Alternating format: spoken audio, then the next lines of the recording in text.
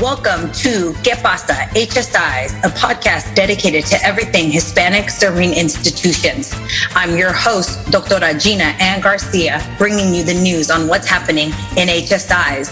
Join us as we explore the history and evolution of HSIs, culturally relevant and liberatory practices, current and emerging research with HSIs, and the policies that shape servingness. Saludos HSI familia, and welcome to ¿Qué pasa HSIs? Today's guests are from Poly San Luis Obispo, where they are actively working to become an HSI. Dr. Beya Makekau, a first-generation Latina from Sacramento, California, is the Associate Vice President for DEI Strategic Planning and Networks on campus. With a focus on educational equity and racial justice, she leads initiatives to achieve HSI status, with a focus on servingness in practice, fostering partnerships that facilitate culturally rich learning environments, and supporting university-wide diversity action planning and implementation. Dr. Makekau holds undergraduate and master's degrees in ethnic studies from University of Oregon and San Francisco State University, and a doctorate in educational leadership and administration from Fresno State. Dr. Denise Isom serves as Interim Vice President for Diversity and Equity and serves as CDO. Her areas of expertise include racialized gendered identity, ethnic studies, sociology, anthropology of education, and whiteness. Her primary research agenda centers on racialized gender identity in African American children, and she recently co-authored the text Multicultural Psychology, Self, Society, and Social Change with Sage Publications. Dr. Isom received her doctorate in sociocultural anthropology of education from Loyola University Chicago, her master's in curriculum and instruction with an emphasis in multicultural education, and her BS in engineering and BA in African American studies from the University of California, Davis. We're ready for a good episode. Let's go. Doctors Makekau and Isom, welcome to ¿Qué pasa HSIs? And thank you for joining us here where we talk about all things HSIs. So the first thing we're going to talk about is your servingness journey, because we want to get to know y'all. So Denise, let's go ahead and hear about your servingness journey. Well, first of all, thank you for having us. This is a project that it's been our honor to be engaged in. We have learned so much and I think grown so much through it all. So love having the opportunity to talk, especially with you, about it more. But I'm an African-American woman who was born and raised in Fresno, California, and had the great fortune of living and attending schools in communities that were predominantly Latinx, Latine, which meant I grew up learning about and celebrating Mexican-American culture and history, walking to school with friends, which meant learning the beauty and the wonder of a warm, fresh-made tortilla with butter in the morning. It meant I learned about the power of family and the import of family for that community. And that upbringing is surely part of the reason why I ended up studying culture and became a sociocultural anthropologist. But I think in terms of the HSI piece of this specifically, beyond the love of culture and people and community, I think my bent towards social justice, the lens of equity I try to apply to all of my work, is what centers the conversation for us around becoming an HSI and has centered our approach. We feel like Cal Poly cannot fully live into and attain our goals of academic excellence and academic rigor without there being the voice and the power and the engagement and the agency of all of our communities, and particularly in California, our state, our nation, the world will be made better by the engagement with and the full participation of Latinx and Latine populations and communities. So it's with that frame that I feel like I've entered into this conversation and this work. Well, now I'm hungry because you started talking about tortillas and butter, but Right? no, I was born in Sacramento, California. I'm the daughter of Marbella Sala from El DF, Mexico, and Marcos Montero from Nayarit, Mexico. And all my life, my parents really raised me with a strong emphasis on the importance of education and higher education as a pathway to opportunity. And they also raised me with a heavy emphasis on wanting to raise a Latina that was deeply proud of who she is and the culture in which she comes from. I mean, literally, my mom is the self-proclaimed Frida Kahlo of Gardenland Notomis. Like, our house is blue. We have art from all over Mexico in my house. It always smells like chilaquiles or pozole. And unfortunately, though, I don't think that my development around my identity really started to happen and be grounded in a sense of pride until my time in graduate school, getting my graduate education in ethnic studies from San Francisco State, in part because primarily I went to predominantly white institutions. And so while I really believe that I got and achieved what my parents dreamed and hoped for me in terms of quality education, it took me a really long time to get a sense of myself through a cultural capital, cultural wealth framework, as opposed to a deficit perspective. And so that has really informed the way that I approach my leadership in our HSI initiatives at Cal Poly, and thinking critically about how we define servingness beyond just traditional academic measures of success, and how we think about servingness in how we're developing the identities of our Latina, Latinx students on our campus, and really take seriously the responsibility of higher educations to think critically about how we develop our students, our Latinx students, and reinforce their identity development in a way that's rooted in honoring the value and the cultural capital that they bring from their diverse experiences and perspectives. I think that last piece, if I can add, is so vital. I think initially when we began talking about servingness, our institution was thinking solely in terms of what we can provide, what we can bring, how we need to change in order to better serve. But we tried to quickly change that narrative to say, if we have the capacity to build agency, to unleash voice, to empower, then we open up the door for us to learn, for us to grow, for us to be better, for us to, as I was saying before, live into our desire to be the premier polytechnic institution. Ooh, yes, I love that. Because yeah, you're right. I think people don't like the word serving actually because of what you said. That it's almost like, oh, here we're gonna, like we're gonna provide for you and whatnot, Help right? them. And versus like, yeah, empowerment and agency should absolutely be a part of this, right? We are empowering our students. Yes, I love that. Exactly. Thank you for also sharing your stories. I love to hear how people arrive to this work because it matters, right? It matters a lot. It matters that we went to predominantly white institutions. It matters that, our mom is self-proclaimed Frida Kahlo, right? Like all of that comes in, right? All of that comes into the work, right? And also the reason why we do the work, right? So let's get into Cal Poly. I am so excited to talk to y'all because I've spent time with y'all in your journey. I love the journey, right? Yes, thank you. Yes, and y'all are doing it intentionally. And so I want to talk about the becoming process, right? How you become, with Cal Poly being one of the last Cal states to become an HSI, right? So y'all are working really hard. And probably harder, I would say, than some of the other Cal states. I'm just gonna put it out there. Because the becoming is hard work, right? And so you do start to work really hard versus when you already have the numbers. But anyways, let's talk about the story. Tell us about the story, about the process you all have been leading, from like your HSI task force and recommendations, symposium, all those sort of things that y'all have been doing. Tell us about it. Yeah, you're right. The work has been hard, though I think we've rarely used that word because it has also been invigorating and exciting. We really have come at this with joy and have really been fortunate to see the campus come around us and to see the buy-in so that it is much more collectively owned, even more than we had hoped at this stage, and can't wait for what comes later. So before we had the great fortune of hiring Beya into the Office of University Diversity and Inclusion, which we call AUDI, we started our work by simply trying to understand HSIs across the nation, exploring what was happening in the nation, looking at legislation, looking at the various organizations that were championing these efforts, exploring and gathering data around population trends and changes.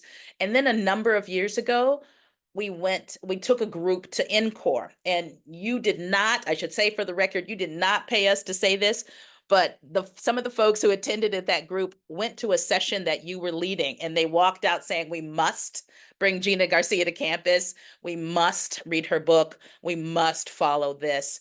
And as I purchased books for the entire group that had gone. As we read that first book, it was clear that that was the pathway we wanted to take, and that's the servingness model was where we wanted to sit. As you mentioned, Cal Poly is predominantly white institution. We look different than the populations of a lot of the other CSUs. But that also we wanted to think about as a gift. We do think about it as a gift to this work because it means that we will be operating with intentionality. What we've liked to say about this work is it's on purpose with a purpose. And so then we purchased a bunch of your books and passed them out to the task force we had just formed and had started the work around to other members of the campus community who we know we're going to be partners in this effort. And we began the work of following your campus assessment plan and doing internal research, trying to lay the groundwork for where we were to help us then build an effective strategic vision for where we wanted to go and who we wanted to be. And then Beya stepped into the office and we moved to a leadership model that was really trifold. Beya is at the head and myself and a staff person in our financial aid office because we feel like all the offices need to be engaging this question and issues. And that was a particularly pivotal one, form the leadership. But I wanted to turn it over to Beya so she could take him from where she stepped in. Yeah, so stepping into this work as a first generation queer Latina, I was like, no pressure, right? Like, don't mess it up. But also I felt a deep sense of responsibility. I was informed that they had been utilizing your book and your work and your definitions around servingness. So I, obviously did my homework before coming in and also read your book and was familiar with our university president, Jeffrey Armstrong, who prior, I had been at Cal Poly for about 5 years. I left and then was looking to come back into this role. And I was very familiar with his emphasis on wanting Cal Poly to be an institution whose demographics reflected the demographics of the state. So I knew this was a priority from the top all the way down. And my job was really thinking about asking the questions that help us answer, well, what does that mean? And what does that look like in practice? And I think that's really what resonated from me from your book was asking the question as, what does servingness mean to you? What type of servingness institution do you want to be, right? And I think that really helped me shape our approach to our HSI task force and making sure that we were answering those questions for our campus, for Cal Poly San Luis Obispo. And also recognizing that I think it was very clear when I came in, we off the bat knew we wanted to prioritize two things, right? And I think you've already started to hear it. One was that we wanted to make sure the voices of our Latine community were informing our work and were at the forefront of shaping what this would look like for Cal Poly. And we really wanted to focus on defining servingness specifically for the unique identity of who Cal Poly is and for the community of, our city and our county. And so these were the things that really informed the reasoning behind shaping an HSI task force that was made up of 17 Latinx, Latine faculty, staff, administrators, and students, right? Plus me. Yeah, plus Denise. You're right, Latin too. Yeah. We bring you in. Whose identities and experiences were helping shape our approach to developing recommendations for our campus, and ultimately their voices, their interpretation of what servingness needed to look like, what it needed to sound like, what it needed to feel like, what it needed to smell like, right, on our campus, informed the development of our recommendation document, which were 10 recommendations with over 40 essential strategies that really emphasized an intersectional and interdisciplinary approach to how we define servingness on our campus. And I feel like it's a really holistic set of recommendations. But one of the things that I think really stood out to me as we were coming to the end of the development of the recommendations, we were proud of them, right? And there was an urgency, though, that I could feel in the room. I could feel it in the air. We were coming to the end. We developed something we're really proud of. And over and over and over again, the question kept coming, how do we make sure that this isn't just a pretty document? And it is pretty. It is real pretty. That ends up on our shelves and on our tables and isn't something that is integrated or embedded into our infrastructure, into our operations, into our classrooms, into our co-curricular programs. How do we do that? And Denise and I really had to sit down and ask ourselves that question and think about our roles and positionality as senior leadership, as cabinet members, and design the next iteration of where this work was going to take us with that in mind. And so that really led us to thinking about the only way to do that is to build collective buy-in across our entire campus, to socialize our campus, to have a sense of ownership around HSI initiatives at Cal Poly.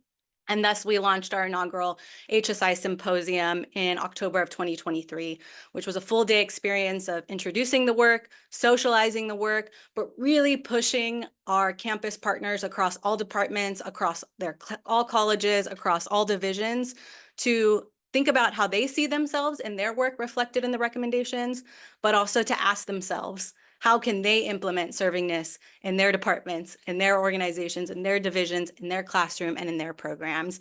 And what we ended up with leaving that day was a sense of collective vision, a sense of collective buy-in, and recognizing this is not just the work of Audi, of our diversity officers, of our cultural centers, but this is the work of all of us.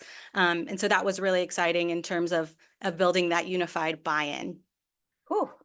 Thank you for that. It's really important to hear people's processes, right? Because everybody goes at it differently. But you said something so important, which was like, we don't want it to sit in this document, right? We don't want to just have the task force recommendations. And that happens, right? We don't know how to move. We get stuck because we're like, well, we have this beautiful report and it has great recommendations, but like, we just don't know where to go next, right? And I don't want to diminish, Denise, your identity as a Black woman and the role that you play, because a lot of times it is all Latinx, Latine people on the committee, and there aren't other groups committed, right? You being a part of the group actually matters a lot, right? To say we are in solidarity, because solidarity does not always happen in this work. Everybody's like, oh, all the Latine people on campus, they're doing HSI work and nobody else, right? Well, there's only, you said 17, there's probably about the amount that you have on campus, right? I say that kind of jokingly, but we know what faculty numbers look like, right? And staff numbers. Staff are a little bit more caught up, but we can't do this on our own, right? We have to be in solidarity. We need folks. So thank you for being right and also a leader in this work.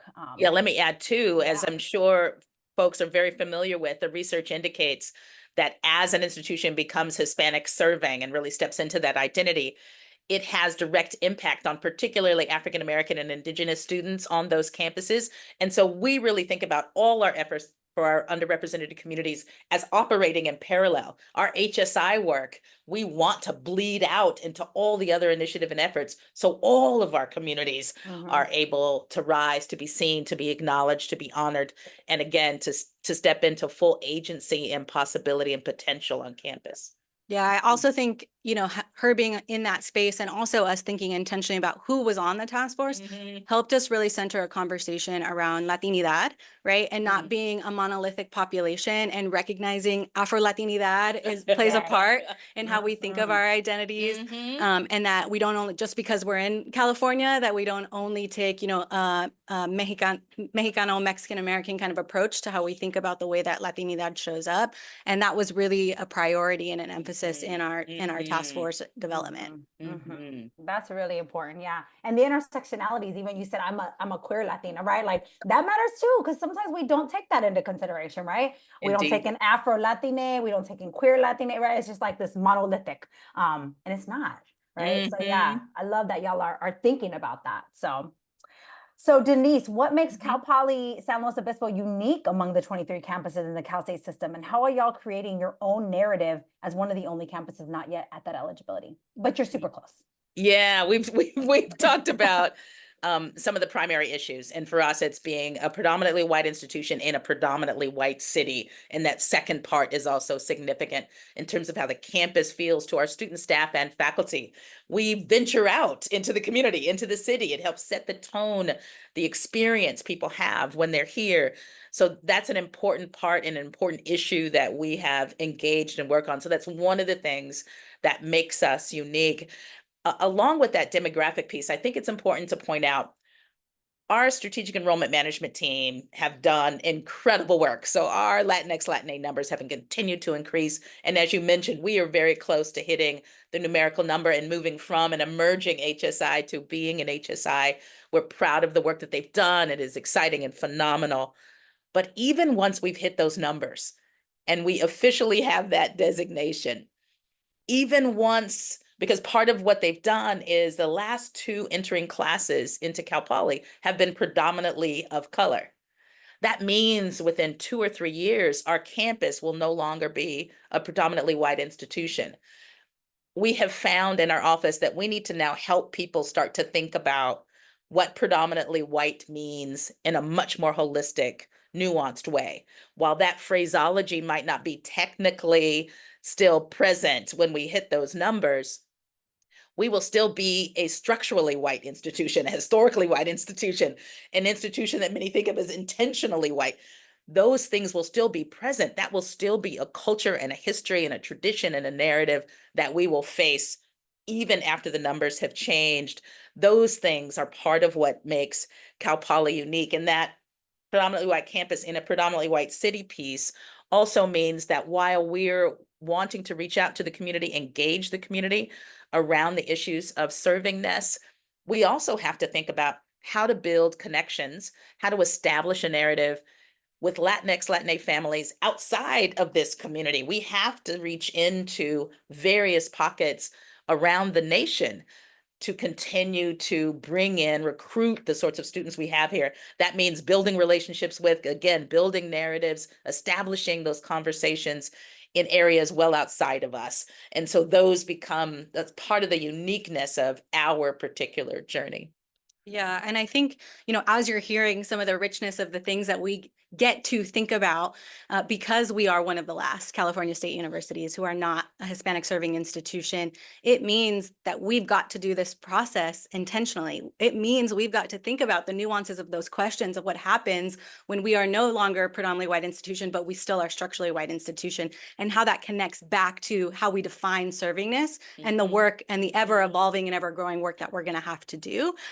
So I always say that's an incredible opportunity for us, particularly because, we got the federal designation in terms of the numerical quota. We didn't get the federal designations of what it meant to serve them. And many California state institutions automatically got the designation and never had to sit in how do we serve that population once they're here. And we get the opportunity to sit in those questions and uniquely and intentionally define what that looks like specifically for Cal Poly and the community that we're in. So absolutely think that's something that makes us unique. I also think that we have the opportunity to ask questions about what makes Cal Poly, what informs why students choose Cal Poly. And how do we look at those things through a servingness framework with, centering our Latinx students' experiences and voices, particularly around learn by doing opportunities, right? Like Cal Poly and learn by doing are almost synonymous. It's a huge reason why students want to come here because they're getting hands-on experience. And so we also have to lean into then, are those learn by doing experience that are so integral to why they come here and what informs the type of leaders they are when they leave here. Are Latinx, Latina voices integrated, informed in that? Are Latinx, Latina scholarships integrated, informed in that? Is bilingualism legitimized and integrated and informed in those learn by doing opportunities? And can then they articulate the value that that experience and that identity informed practice brings to how they will enter a global workforce and community? So that's also something that I think is quite unique to us and unique to how we can shape the academic experiences of our students at Cal Poly. And the last thing I'll say is that we found that we didn't think was going to be unique, but as we started to research and look at other institutions and some of their HSI strategies, was the absence of an emphasis on health and well-being in the definition of servingness.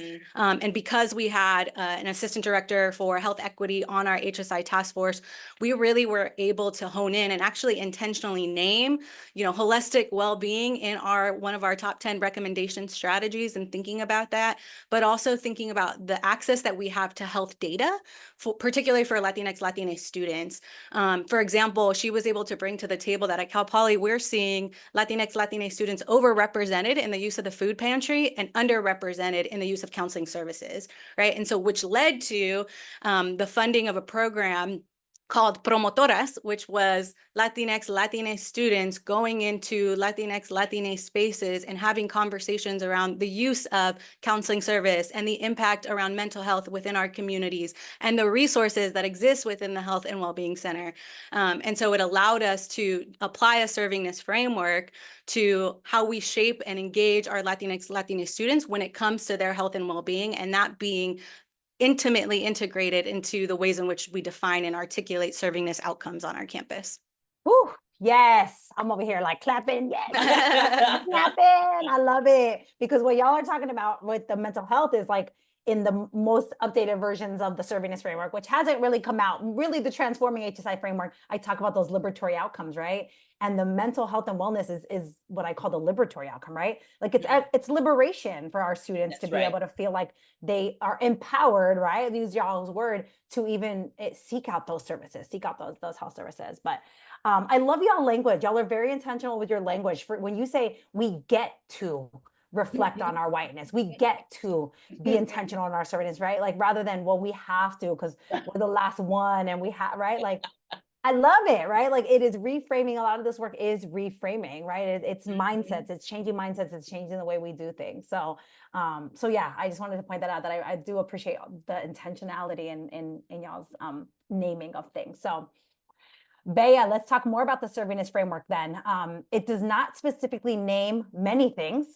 So of course, mental health and wellness was not one in there, but it also does not name outreach, recruitment, and admissions as core activities, mostly because that wasn't a conversation in early research about HSIs because the 25% was given. Right. So those of us that were doing some of this early, really powerful empirical research, many of us, we were like, they're already at the 25, right? We weren't necessarily really conceptualizing how did you get to the 25. But that's such a big conversation now because there is so many institutions that are doing this work, right? They're trying to get to that. So how have y'all really incorporated those pieces of outreach, recruitment, and admissions into your servingness processes? Yeah. So as you can imagine, as an institution that didn't automatically get that designation, recruitment, outreach, and admissions are at the forefront of how we think about meeting our enrollment requirements for the federal designation. And because of that, we really prioritized and ensured that we had representatives from our admissions team who were on the task force and who were also on the following implementation team once the task force sort of sunsetted and we moved into an implementation phase. And that person really helped us both take stock of what are the things that we're doing really well in terms of outreach, recruitment, and retention. What are the things that need to be more tailored to be culturally informed for our Latinx, Latine students and their families and their supporters? And where do we need to push in even harder? Where do we need to be more intentional about where we're doing recruitment and outreach? Where do we need to think about the design of our campus tours? Where do we need to think about the language that our campus tours are offered in, right? And so it was certainly at the forefront of the conversation and an integral part in shaping our recommendations and how we'll achieve those enrollment numbers, even beyond, right, the 25%, just more equitable outcomes for recruitment and retention, recruitment and outreach of Latinx, Latine students. One of the models that really came from some of this work in the last few years was a program called United by Excellence. And these are very specific identity developed outreach programs, essentially full day visits on campus that are designed for very particular identities. So in this case, for our Latinx, Latine students, it's a full day that is really designed through their cultural lens. It has resource fairs that have all of our Latinx cultural organizations and support services that they get to connect with and engage in. It has glimpses into Latinx specific curricular opportunities with faculty who hold Latinx identities. It has performances from mariachi and folklorico, from the food choices, right? And part of the intention of that is saying, not only do we want you to come here, but we value your identity. And we're thinking about the types of resources and support services that you need to not only succeed, but to thrive on our campus. And those have been incredibly successful. We continue to see increase in terms of engagement in those programs, but it's also helped us really have an intentional conversation when we're talking about outreach and recruitment processes. It's forced us to say, how does that have to and how must it be in relationship with retention strategies and processes, so that we're not a Hispanic enrolling institution, but we're a Hispanic serving institution, we're a Hispanic graduating institution, and we're an institution that's fostering pride in what it means to come to Cal Poly San Luis Obispo as a Latinx, Latine student and as part of their family, right? And so we really have remained diligent in making sure that as we continue to grow our outreach initiatives, we're thinking about the infrastructure that our campus needs to have in order to retain our Latinx, Latine students when they come here. So that's a little bit about the relationship and work we've done with outreach and recruitment. Anything you would add? No, I think you hit it. Only that there was a couple of examples, I think, of some of how we've approached this that speaks to the ways in which we've tried to be collaborative and tried to think broadly about it. So even with some of the early sessions where we were bringing community and folks in, having some sessions offered in Spanish, thinking about what materials were available to folks. But the example that I loved was when folks in student affairs who were working on some of these larger engagement where we were bringing students and faculty, families and community to campus, they decided they would do a survey and ask folks who had been on campus for other events how they would best like materials delivered to them. And to their surprise, they found that more than 80%, especially of the Spanish-speaking families, wanted materials not digitally, not through apps or wireless, but written materials, printed materials.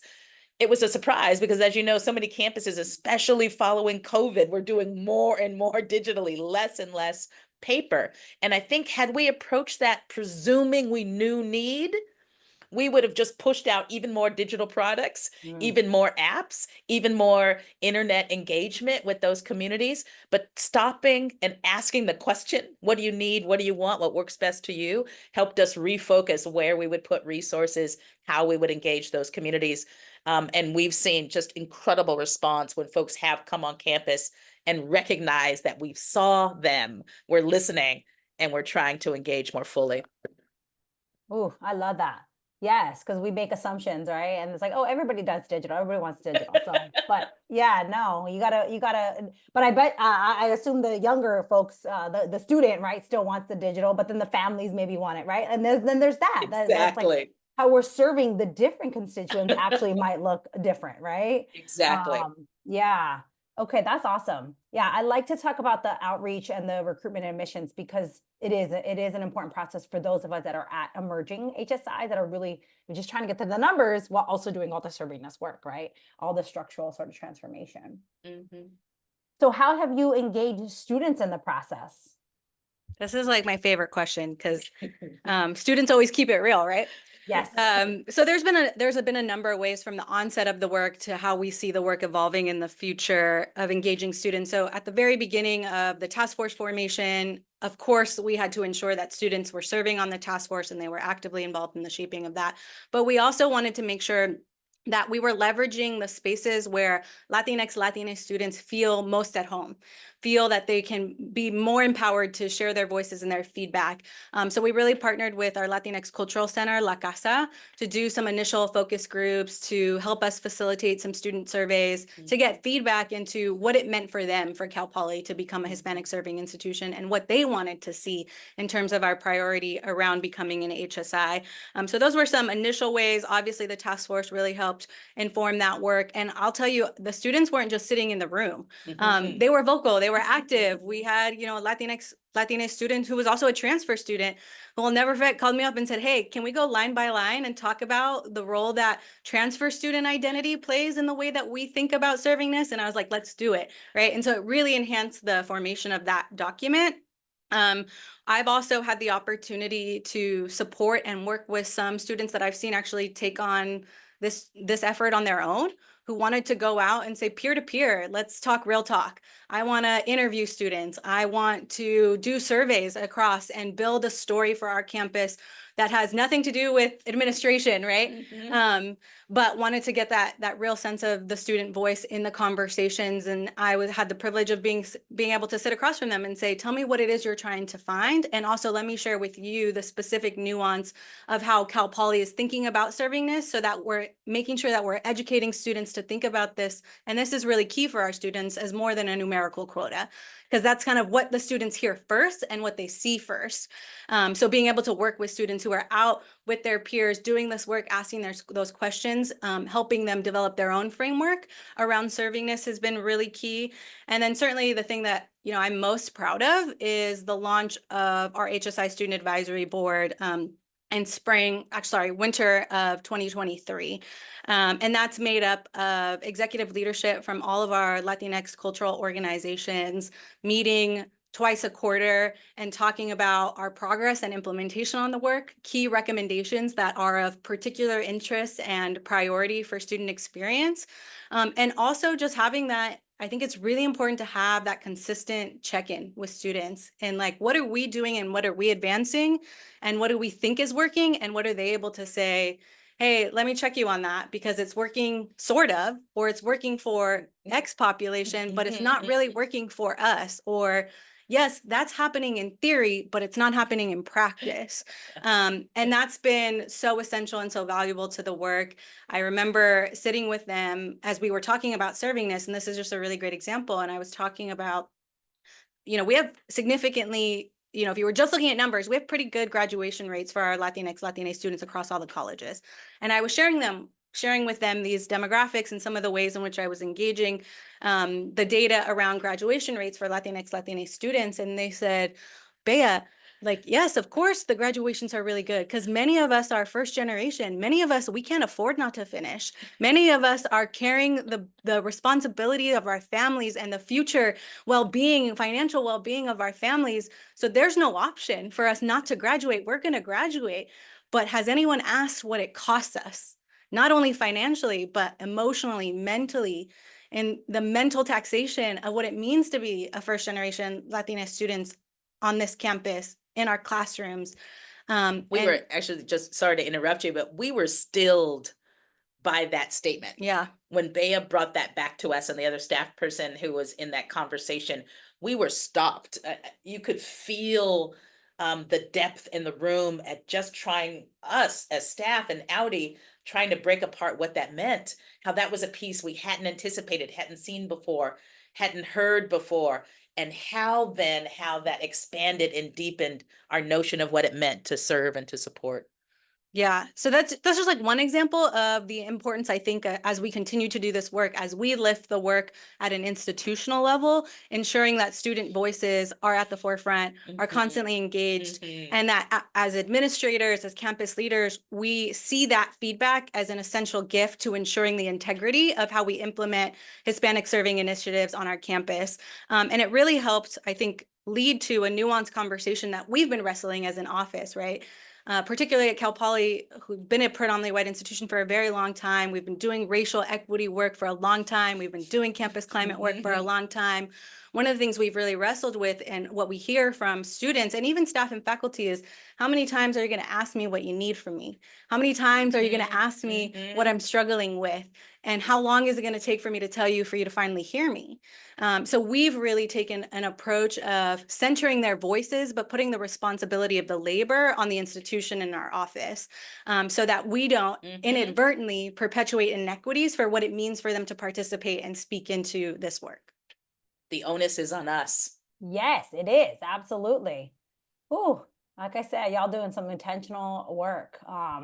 And your students are so like brilliant, showing up and telling you like about yourselves too. Like, y'all already asked us this. Y'all already asked us this.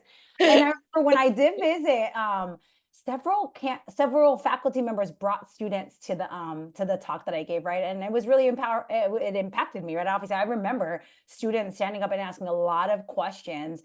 They were very inquisitive. They just wanted to know more, right? And presumably all types of students, right? I saw what presented as white students. I saw Latina students, Black students, right? Like all students, without asking their identity, of course, seeing that they were learning and they wanted to learn, right? They wanted to know more about this process. And there wasn't those like sort of reactive questions of like, what about us? Or what about this? Or what? There was like, tell us more, right? Tell us more, Dr. Garcia, about this thing. So I love that. I love that the students are so, so engaged in the process. So Denise, let's talk about faculty then. We talk about students. What about faculty? How are faculty engaged in the process? What kind of curriculum type of stuff have y'all been doing? This is where the rubber really hits the road. Absolutely. So I came into this administrative position from the faculty. I was a faculty member in the Ethnic Studies Department, chair of that department. So this was top of mind for me as we began the task force. And as we've described, we were intentional about who we wanted to have in the room. That included faculty member from a number of different colleges. We actually also had a dean from the College of Liberal Arts serve in that group as well. So we were thinking about faculty representation, curricular and co-curricular engagement. We really wanted to look at it fully. While we were doing some of that early assessment that we've described, one of the things we discovered and became a data point that people kept looking back on is we just did a survey of, if we looked at our curriculum and asked for how many classes had the word Hispanic or Mexican or Latinx, Latine in the title, when the number came back as less than 5, it was another one of those moments where we were stilled, right? We were stopped. And we understand that there's a number of classes that, of course, includes that content, engages those issues. But there were very, very few that explicitly named and centered that population or those populations in the curricular engagement. So we started to go at this in a number of different ways. So one was the faculty piece. It's got to start there. Who are your faculty? What kinds of expertise have you brought in? And we didn't simply want to bring in a certain hue. We didn't want a certain set of last names to suddenly start populating what we were doing in terms of faculty representation. We wanted to bring in experts. We wanted to bring in people who had a history and experience with engaging and serving Latinx and Latina communities. So we really went down and pushed into some programs that had worked very well for us in terms of faculty representation, and that was the cluster hire program. So the College of Liberal Arts just this last year completed a Latinx, Latina focused cluster hire, and all those faculty are starting this fall. And the university has launched a cluster hire with 2 foci, African-American communities and Latinx, Latina communities. So those searches will launch this coming year. And then, of course, those folks will be on campus in the subsequent year. So we're excited about what that will bring. And we asked, again, specifically, looking for folks across the university. They may not research in that area, though that was asked for, folks who research or teach around issues connected to the Latinx, Latina community. But for our STEM populations, we're a polytechnic university, those aren't necessarily the topics people focus on. We asked that folks in those areas had experience mentoring, serving, working in, connecting to those communities. And actually, Beya is going to give you a brilliant example of the ways in which a STEM-focused faculty person has stepped into this and how we're trying to expand the work that they're doing. But one of the other ways in which we worked to bring these issues to the fore and bring some movement about in them is we launched last year a mini grant program. So we put aside $50,000 and said we would fund grants up to $5,000. We were surprised by the number of applicants to that program, pleasantly surprised by the number of applicants. 39 applicants with requests of over $130,000. They were not shy about asking for the money, and the programs were phenomenal. We had expected to fund around 10. We ended up funding around 16. We tried to find money from other places to expand what we were able to do. It was extraordinary, but some of the ones we particularly were excited about were connected to faculty. So 2 Latinx, Latina faculty members in the psychology department wanted to write a new course focused on the Latinx, Latina community. But one of the things that we really loved about this wasn't just that they wanted to do that work, but they were seeking funding because they wanted to bring together a group of students in that department to take a year and talk with them and work with them and read research to identify what were the most pivotal salient issues of this moment in time. How might a course begin to meet those needs? How might it help develop them into the kinds of professionals they want it to be? So they've really built this course in a community and used the funds to provide those resources, to pay the students for their work and engagement, to acknowledge their labor in this curricular engagement. And they feel like just the process of developing this has been transformational for their students. We've also had faculty members be involved in research. I think Beya alluded to some of the work that's been done in our campus health and well-being, but one of the Latinx, Latina faculty members were part of looking explicitly with campus health and well-being about how and why Latinx, Latina populations are not engaging in the full breadth of services. What are the barriers to that engagement, and what are the issues they feel like they're facing? That same faculty person has also done some research both on campus and in our broader community on the very particular issues at the intersection of LGBTQ identities and Latinx, Latina identities. What particular barriers might they be facing if seeking therapy, in building community, in having support as they may go through gender identity transformation or transition? And so drawing on that research, having that research become part of what informs us was salient. And so this last year, we identified a faculty person and hired them into the office as a faculty fellow to work with our Associate Vice President for Academic Initiatives in the Audi office on how do we build out existing programs that seem to meet some of the needs and aims that we're trying to get at, and how do we expand those and bring other faculty into the conversation? Like I said, Beya has worked closely with some of these faculty, and so I wanted her to share a little bit more about some of the experiences. Yeah, I think, all of what Denise said really underscores something that our office is really committed to, and that's recognizing and leveraging the expertise of our faculty, and how do we take that to create models that other faculty across the campus can replicate in various disciplines. And so through the mini grant program, we were able to see so much expertise and nuance in terms of the practical application of how faculty were thinking about Latinx, Latine servingness.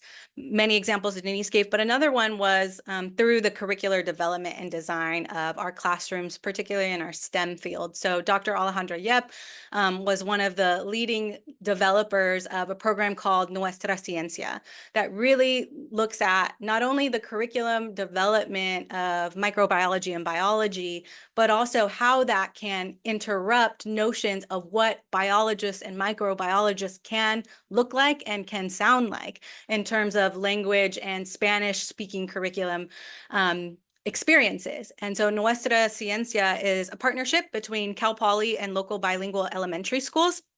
And we have Cal Poly students teaching these K-6 students biology classes and lessons in Spanish.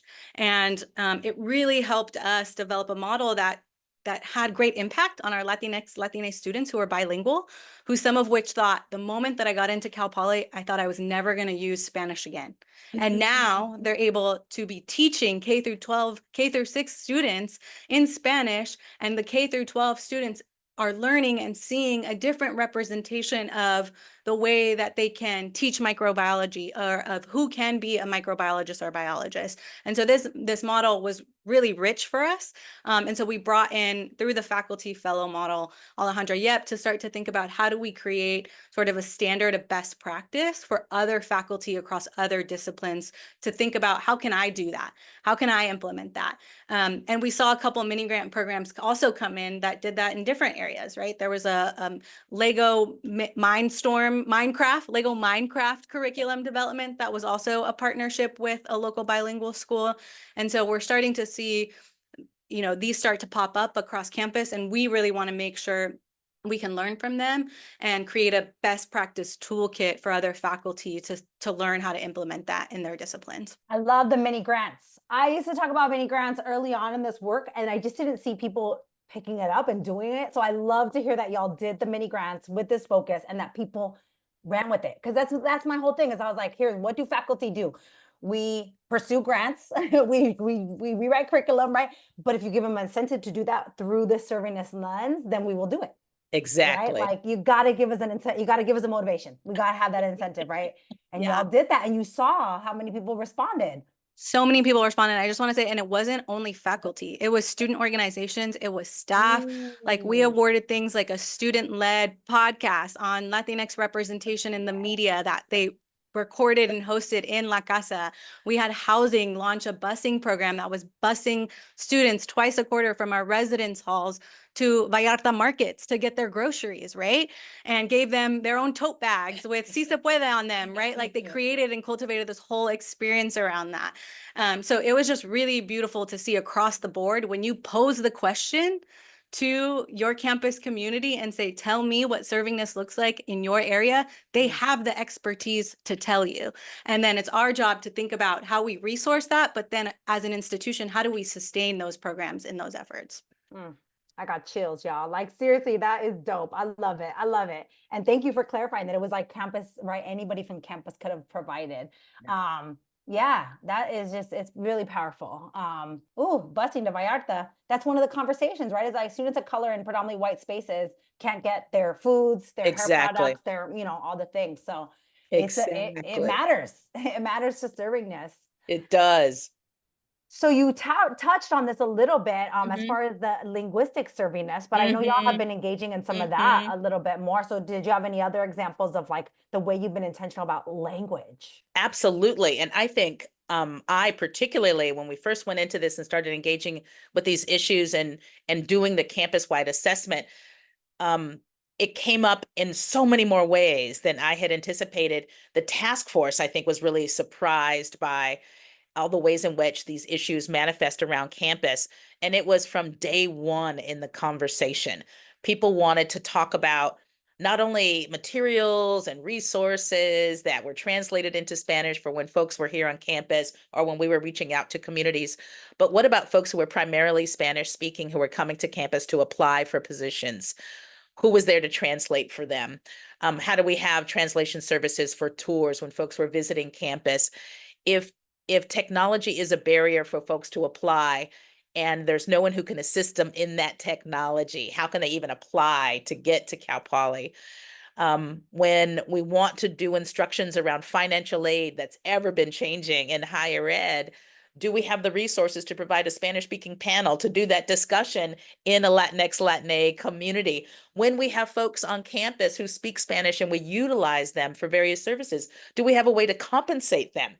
Have we been thinking about how to write job descriptions that require that, because we want people to be intentionally embedded in engaging? So it was just on and on and on. The more we talked about it, the more the linguistic piece was present, and we knew we needed to focus on it. This was another way, a place where collaboration across the university was significant. We had some interests in this as Audi.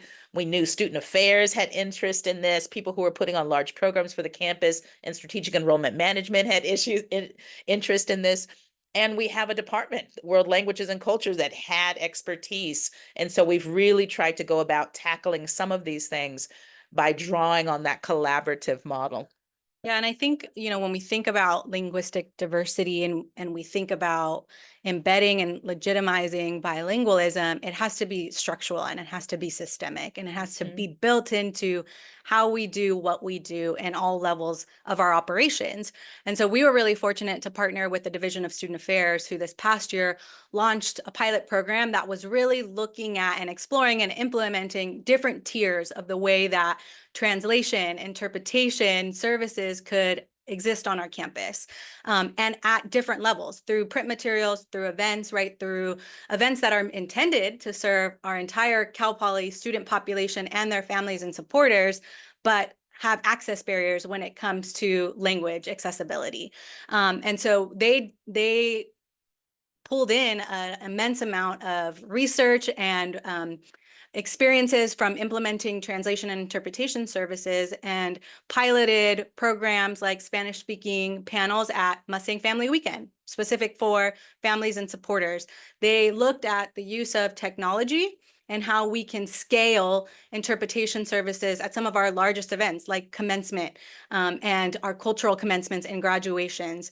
They looked at and partnered with World Languages and Cultures, again, in terms of how do we create a process for vetting skill level when it comes to translation and interpretation of our staff, faculty, and students. And then how do we compensate them and engage them and operationalize them when we need them to translate documents, when we need them to come to an event and wear the pens that say, te habla español, and be there directly interpreting an event, right?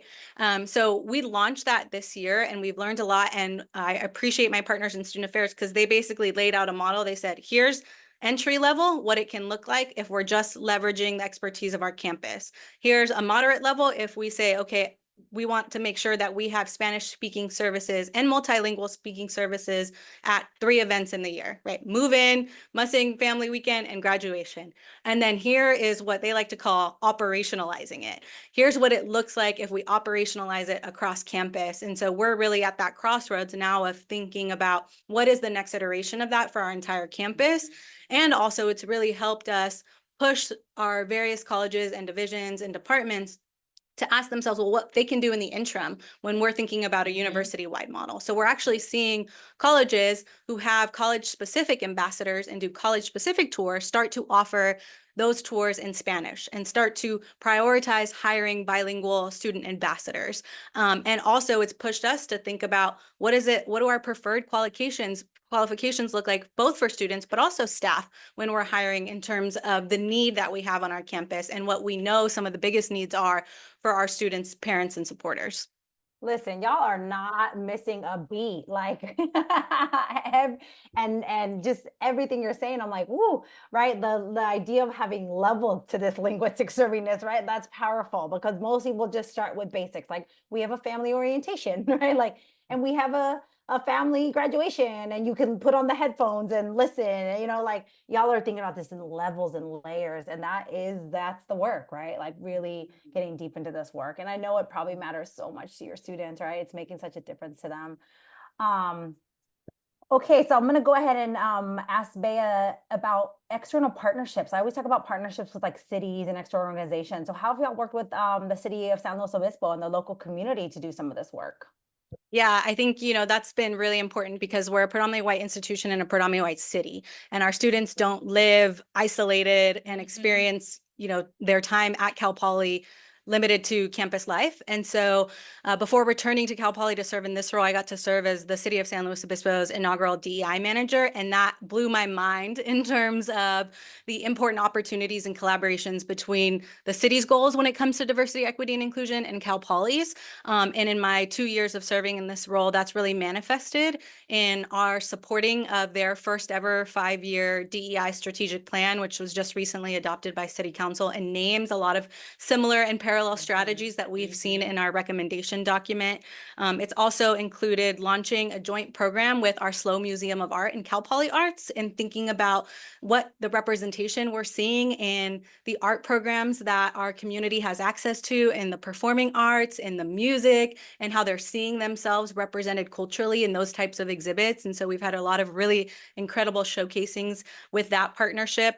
We also have been contracted for the first time by the city to offer multicultural for 2 years, multicultural education programming for the public, right? Because we got to bring our public, community, business owners all along with us in thinking about how they're cultivating equitable and inclusive community spaces for the population we're seeking to bring here.